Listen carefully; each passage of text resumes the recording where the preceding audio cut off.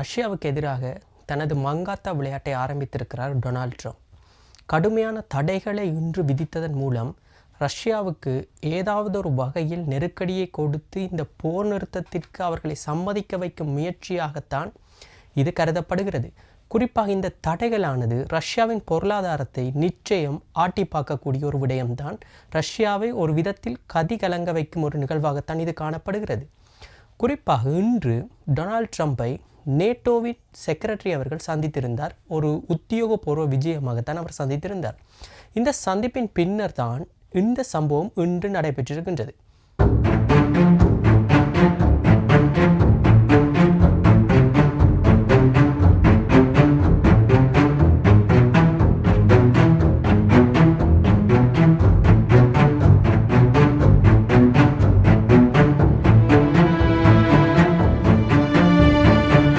முதலாவதாக இன்று அமெரிக்கா, குறிப்பாக டொனால்ட் ட்ரம்ப் 2 முக்கிய தடைகளை ரஷ்யா மீது விதித்திருக்கின்றார்.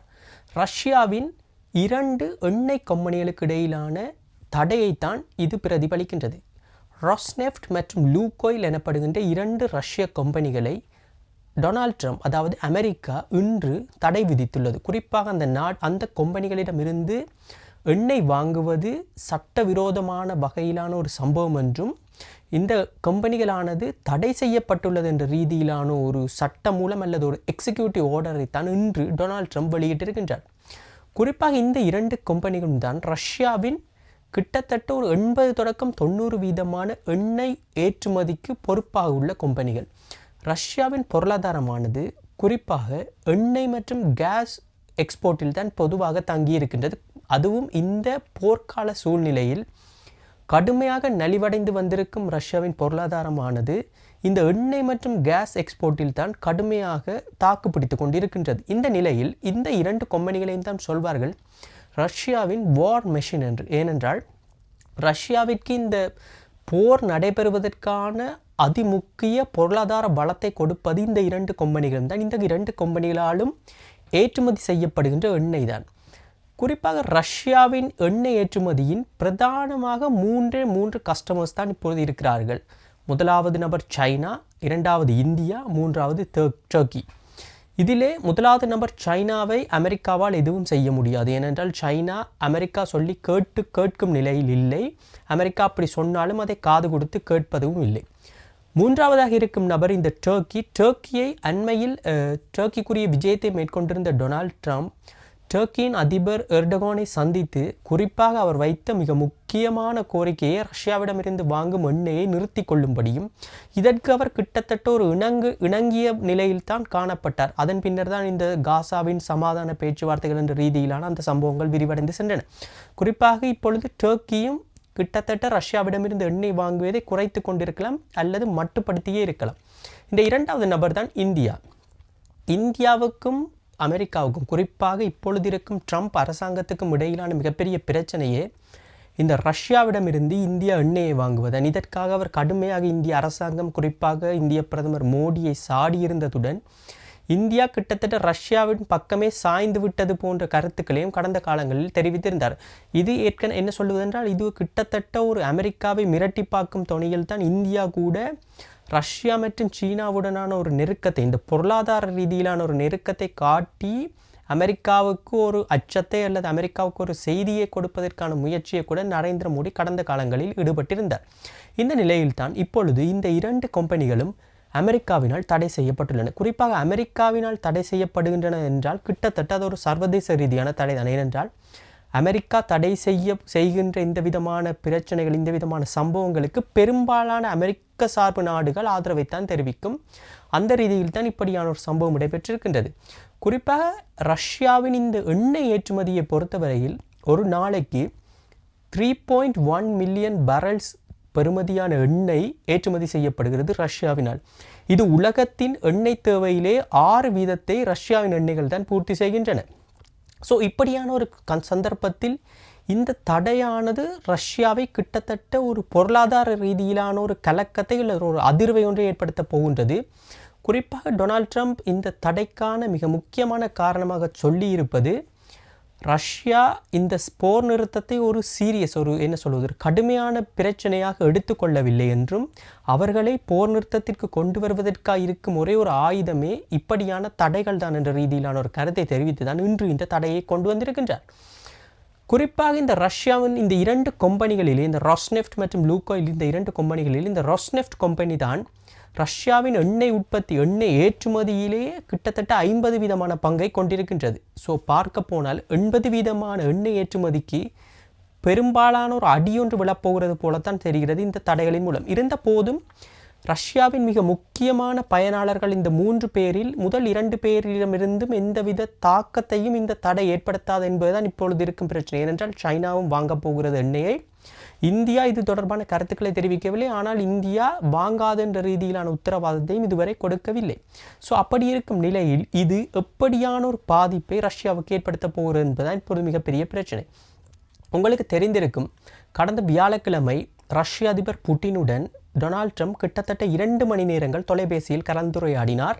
அதற்கு மறுநாள் தான் உக்ரைன் அதிபர் செலன்ஸ்கி ட்ரம்பை சந்திப்பதற்காக சென்றிருந்தார். குறிப்பாக இந்த சந்திப்பானது உக்ரைனுக்கு மிக முக்கியமானது. குறிப்பாக செலன்ஸ்கி ஒரு முக்கியமானது. ஏனென்றால் அவர் கேட்டிருந்த கோரிக்கை அந்த மாதிரியானது. அவர் ஒரு என்ன சொல்வதென்றால் இந்த உலகத்திலேயே மிகவும் சக்தி வாய்ந்த, இப்போது இருக்கும் நிலையில் ஒரு சக்தி வாய்ந்த ஒரு ஏவுகணை ஒன்று, அதாவது டொமஹவுக் மிசைலைத்தான் அவர் அமெரிக்காவிடமிருந்து கேட்டிருந்தார்.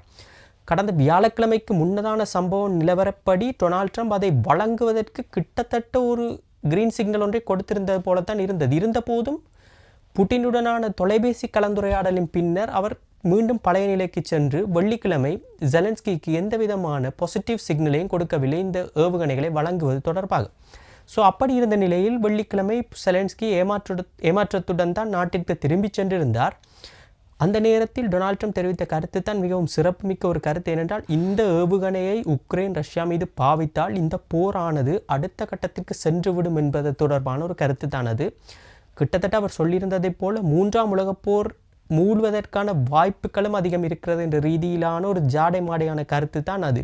இருந்த போதும் உக்ரைனுக்கு இப்பொழுது முழு பக்கபலமாக இருக்கும் ஐரோப்பா, குறிப்பாக நேட்டோ நாடுகள் இந்த 3ஆம் உலகப் போரோ இன்னொரு மிகப்பெரிய யுத்தத்திற்கோ எந்த விதத்திலும் தயாராக இல்லை. ஏனென்றால் குறிப்பாக இந்த ஐரோப்பிய நாடுகள் 2 வேர்ல்டு வாரை பார்த்தவர்கள். அவர்களுக்கு இந்த உலகப் போரினால் ஏற்பட்ட பாதிப்புகள், பொருளாதார பிரச்சனைகள் என்பன அனைத்தும் நன்கு அறிவார்கள். அதனால் தான் அவர்கள் இன்று வரை உக்ரைன் இந்த போரை ஒரு கடுமையான ரீதியில் முன்கொண்டு செல்வதற்கான முயற்சிகளில் பெரிதளவும் ஈடுபடாமல் உக்ரைனுக்கு ஒரு சாதாரணமான ஆயுதங்களை சப்ளை செய்து கொண்டு உக்ரைன் இந்த போரிலே நிலைத்து நிற்பதற்கு தேவையான முயற்சிகளை தான் எடுத்துக்கொண்டிருக்கின்றார்கள். ஆனால் இந்த போரினுள் அமெரிக்கா உள்நுழைந்தால் அமெரிக்காவின் என்ட்ரி இந்த போரின் திசையை வேறு விதத்தில் கொண்டு சென்றுவிடும். இப்படித்தான் இந்த 2ஆம் உலகப் போரிலும் அமெரிக்கா 2ஆம் உலகப் போரிற்குள் வருவதற்கு முன்னர் ஹிட்லரின் கை பெருவாரியாக ஓங்கியிருந்தது. இந்த அமெரிக்கா மற்றும் சோவியத் யூனியன் மிகப்பெரிய ஒரு உள்நுழைவு தான் 2ஆம் உலகப் போரின் திசையையே ஒரு வேறு விதத்தில் மாற்றியிருந்தது. அப்படியான ஒரு நிலை தான் தற்பொழுது. இந்த நிலையில்தான் புட்டின் கடந்த வியாழக்கிழமை டொனால்ட் ட்ரம்பிடம் இந்த ஏவுகணைகளை ஜெலன்ஸ்கிக்கு வழங்கக்கூடாது என்ற கோரிக்கையை கடுமையாக என்ன சொல்வது தன்னுடைய கரிசனையை தெரிவித்திருந்தார். இந்த ஏவுகணையை அமெரிக்கா வழங்கக்கூடாது என்பது. ஏனென்றால் புட்டினுக்கு நன்கு தெரியும், இந்த ஏவுகணை உக்ரைன் கையில் சென்றால் தாக்குதல்கள் கடுமையாக இருக்கும். ரஷ்யாவுக்கு அது மிகப்பெரிய ஒரு பாதிப்பு. குறிப்பாக இந்த தாக்குதல்கள், அந்த ஏவுகணையானது 2500 கிலோமீட்டர் தூரம் வரை விரிந்து சென்று தாக்கக்கூடியது. ஸோ குறிப்பாக இது மாஸ்கோ வரை சென்று தாக்கக்கூடிய வாய்ப்புகள் அதிகம் உள்ள ஒரு ஏவுகணை தான் இது. ஸோ அதைத்தான் புட்டின் விரும்பவில்லை என்ற ரீதியிலான ஒரு விதத்தில் தான் டொனால்ட் ட்ரம்பிடம் கடந்த வியாழக்கிழமை பேசி இந்த பிரச்சனையை தற்காலிகமாக மூடிவிட்டார். அப்படி இருக்கும் நிலையில் இப்பொழுது டொனால்ட் ட்ரம்ப் ரஷ்யாவை வேறு விதத்தில் தாக்குவதற்கான முயற்சிகளில் ஈடுபட்டு கொண்டிருக்கிறார். அதிலே முதலாவது படிதான் இன்று இந்த 2 எண்ணெய் கம்பெனிகளுக்கும் விதிக்கப்பட்டுள்ள தடையாகும். புதன்கிழமை ரஷ்யா நடத்திய கடும் தாக்குதலில், உக்ரைன் மீது நடத்திய தாக்குதலில் 7 பேர் உயிரிழந்துள்ளார்கள். அதில் பெரும்பாலானவர்கள் சிறுவர்கள். அது மட்டுமல்லாமல் நிறைய சிறுவர்களுக்கு காயங்களும் ஏற்பட்டுள்ளதாக அங்கிருந்து வரும் தகவல்கள் தெரிவிக்கின்றன. இப்பொழுது ரஷ்யாவின் தாக்குதல்கள் கொஞ்சம் கடுமையாக சென்று கொண்டிருக்கின்றது. ஏற்கனவே கிட்டத்தட்ட ஒரு 20% உக்ரைனின் நிலப்பரப்பை ரஷ்யா கைப்பற்றி கொண்டது. ஸோ இந்த நிலையில்தான் இந்த போரானது நீண்டு கொண்டே போவதை யாருமே விரும்பவில்லை. குறிப்பாக உக்ரைனுக்கும் இது ஒரு மிகப்பெரிய தலையீடு. ஏனென்றால் அவர்கள் தங்களது நிலப்பரப்பை இழந்து கொண்டு செல்கிறார்கள். ஐரோப்பிய நாடுகளுக்கும் இன்னொரு போரை தொடங்குவதற்கான விருப்பம் தற்போதைக்கு இல்லை. புட்டினுடைய தேவை சில நிலப்பரப்புகளை தான் உக்ரைனிடமிருந்து பெற்றுக்கொள்ள வேண்டும் என்பது தானே ஒழிய, அதை தவிர நேட்டோவில் உக்ரைனை சேர்த்துக்கொள்ளக்கூடாது என்பது தான் அவருடைய மிக பிரதானமான ஒரு காரணம் என்றே சொல்லலாம் இந்த போரை ஆரம்பித்ததற்கு. அதைத்தான் அவர் ஆரம்ப கட்டத்திலிருந்தே சொல்லிக் கொண்டிருக்கின்றார். இந்த போரினுடைய ரூட் கோஸை அனைவரும் அறிந்து அதை தீர்க்க வேண்டும் என்ற ரீதியில், அதாவது இந்த போரிற்கு பிரதானமான ஆழமான காரணத்தை தான் தேடி கண்டுபிடித்து தீர்க்க வேண்டும் என்ற ரீதியிலான கருத்தை தான் ஆரம்பத்திலிருந்தே புட்டின் சொல்லி கொண்டு வருகின்றார். ஸோ இப்படி இருக்கும் நிலையில் இன்றைய இந்த தடையானது ரஷ்யாவுக்கு மிகவும் ஒரு அதிர்ச்சிகரமான ஒரு சம்பவம் தான். இருந்த போதும் ரஷ்யாவை கடுமையாகவும் தாக்கக்கூடிய ஒரு சம்பவம் தான். ஆனால் வளமை போன்று ரஷ்யாவிடமிருந்து எந்த விதமான ரெஸ்பான்ஸும் இன்று வரவில்லை. இது தொடர்பாக ரஷ்யா எப்பொழுதும் திரைமறைவில் செயற்படுவதில் கில்லாடி என்று நான் சொல்ல வேண்டும். ஸோ பொறுத்திருந்து பார்ப்போம் ரஷ்யாவின் நிலைப்பாடு எப்படி இருக்க போகிறது, இந்த போர் எந்த திசையை நோக்கி நகரப்போகிறது, போர் நிறுத்தத்திற்கான வாய்ப்புகள் இருக்கிறதா, ட்ரம்ப் நினைத்ததைப் போல ரஷ்யாவை இந்த தடைகள் பொருளாதார பிரச்சனைகள் மூலம் பணிய வைக்க முடியுமா என்பதை பொறுத்திருந்து தான் பார்க்க வேண்டும். மீண்டும் இன்னொரு காணொலியில் உங்களை சந்திக்கிறேன். நன்றி.